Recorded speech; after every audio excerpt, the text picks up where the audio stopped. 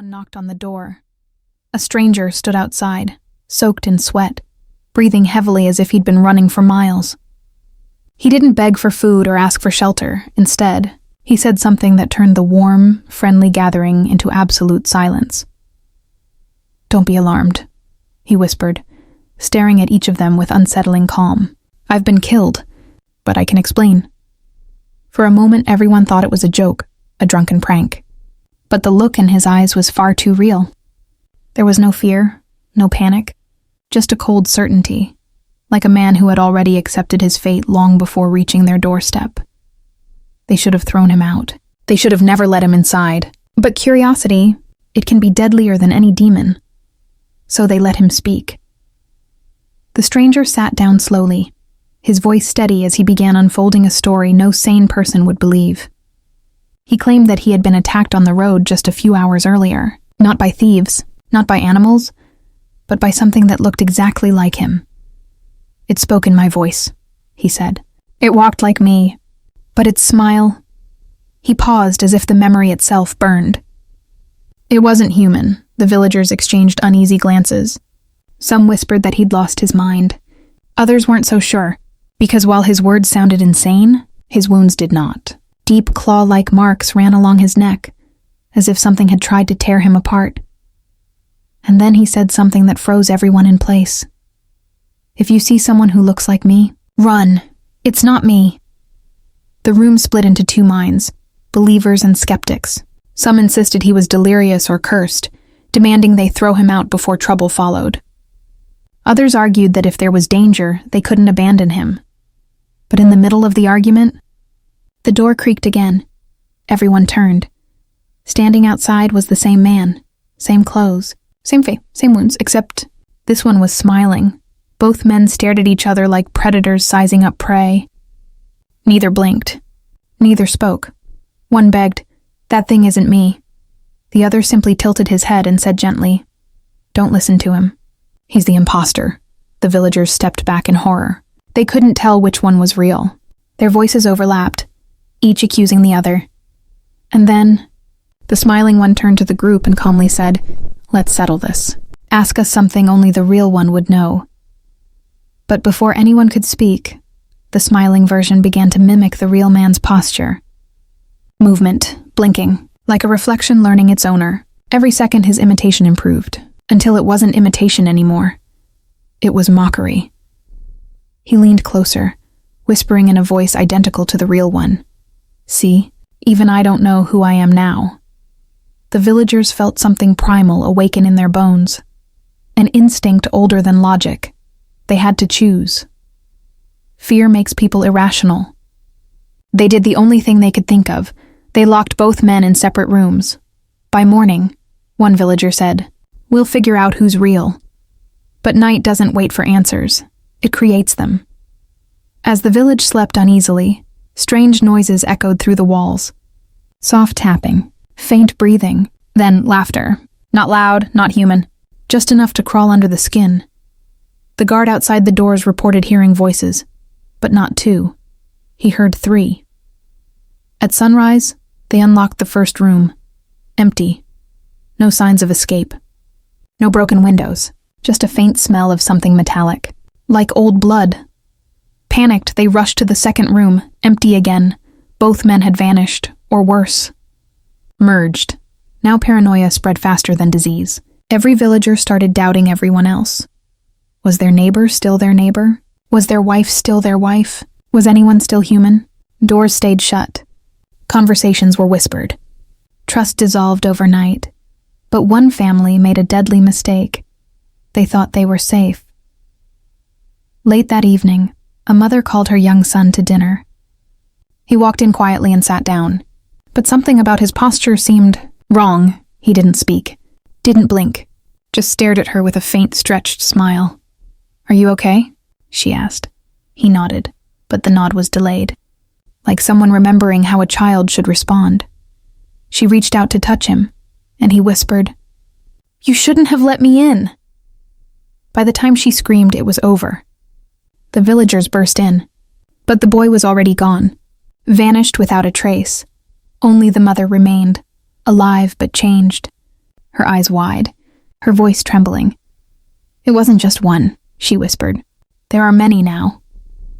From that day onward, sightings increased. Strangers appeared at random doors, always polite, always asking to be let in. Some looked like familiar faces. Others looked like people long dead. Nobody knew who to trust. Children were questioned. Elders were doubted. Even mirrors became suspicious, because reflections started blinking late. One man had survived wars.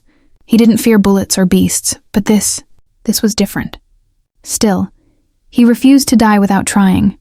So he set a trap, a circle of salt around his house, candles at every corner, and a knife dipped in holy oil. At midnight, he heard footsteps outside. "Then knocking. Let me in," the voice said. "I'm cold." He remained silent. The voice grew deeper. "Let me in." Minutes passed. Silence returned. He sighed in relief, until he heard a whisper inside the room. "You forgot to check the window." His house was found the next morning. Empty. No signs of struggle. Just a cracked window and footprints leading into the forest. But here's the worst part. Those footprints weren't leading away. They were circling the house, as if waiting to come back. The village had officially gone silent. No one laughed. No one sang. No children played outside. Every door was double-locked, every window nailed shut. But deep down they all knew something horrifying. Locks don't stop something that wears your face. The fear was no longer outside. It was among them. Desperate for answers, the villagers gathered the oldest surviving elder, a man nearly forgotten by time itself. He had seen wars, famines, plagues, but even he seemed afraid. After a long silence, he finally spoke. This isn't new. He revealed an ancient tale, a legend of the reflected ones, beings that once lived in shadows, learning from humans by watching them. Long ago, he said, they could only copy voices. Then faces, now, they can copy souls. His final words were worse than death itself. And once they take your place, even you won't remember you're gone. One brave villager proposed a solution. We ask everyone a personal question, something only they know. Secrets only a real person would remember. It worked at first. People laughed, cried, and shared memories, until one woman failed to answer her own question. She didn't recognize her childhood best friend's name. Everyone froze. She looked around, confused, then smiled. Too widely. Before anyone could react, she tilted her head unnaturally, like her body didn't fully understand joints. In a voice that glitchingly switched between male and female tones, she whispered, "Wrong question." She lunged. As her false skin dissolved, they saw a face with no features, just a smooth, pale surface shifting like liquid. No eyes. No mouth, yet somehow, it was smiling. The villagers didn't wait. They ran, not to escape, but to hide from one another, because from that moment on, anyone could be one of them. With nowhere else to go, the villagers gathered inside the church, the one place untouched by whatever force haunted them. Candles flickered. Prayers began. For the first time in days, there was peace, until they heard footsteps approaching slowly, not from outside, but from behind the altar. The priest stepped forward to confront whoever was hiding. But before he reached the altar, another priest walked out from the shadows, identical to him in every detail. One smiled kindly. The other whispered, trembling, "Please." Don't believe him. The congregation froze. 2 priests, 1 lamb. Who would lead them to salvation? Who would lead them to slaughter? Voices rose. Arguments broke. The villagers divided again, half believing the calm priest, half believing the terrified one. One side approached the smiling priest. The other stepped back in fear. The smiling priest lifted his hand, and with unnatural calm said, "Thank you for choosing correctly." Then everything went dark. No one knows how much time passed.